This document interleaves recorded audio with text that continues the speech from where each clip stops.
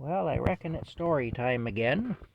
um, I should start out by telling you that in my hometown and in my school, the elementary school that I went to, which was what was called a separate school, Catholic schools in those days were called separate schools because they were separate from the public system. There's Rocky having a sleepover there.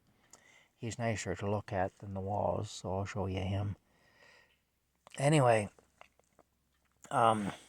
what had happened was uh, our class, apparently, so we were told many times, was the worst class that had ever come through that school, and we had ruined things for everyone who came after us, apparently. Now, this was back in the 1970s. I'm sure it's gotten worse since then, but I guess by standards back then, we were the worst they had ever had anyway. When I was in grade 8, our principal actually came in and talked to us. He gave us a little pep talk. And he came into the classroom and he told us, he said, you know, you guys are the worst class we've ever had come through here.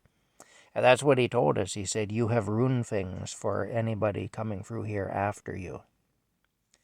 You know, because you've abused everything so badly.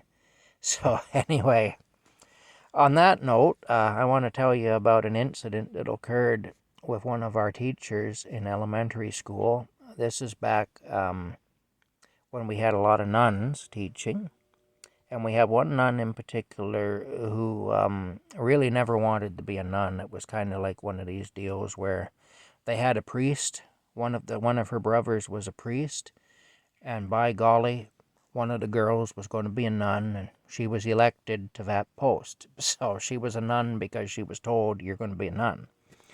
She didn't want to be a nun, didn't like being a nun, but was a nun nonetheless.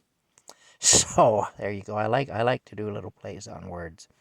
But anyway, somebody, now this was back in the spring of 1979. Anyway, I'll tell you the story. Somebody, some rapscallion, had drawn penises on the singing characters in our music books.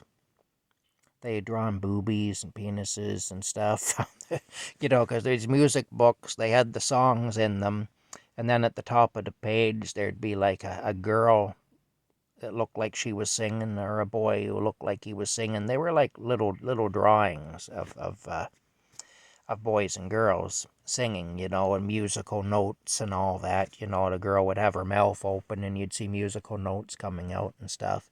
She'd be wearing a little dress, you know, and stuff. Well, anyway, somebody drew boobies on that girl, and with the boys, somebody drew big penises on them. And so went through every page and did this in a few of the books. It wasn't just one book that they defiled, it was a few of them. And anyway, sister was going to get to the bottom of it. And this was a woman who, like I told you before, was angry at life, did not like life. You know, my phone's ringing. I'll have to tell the rest of the story later. Bye for now.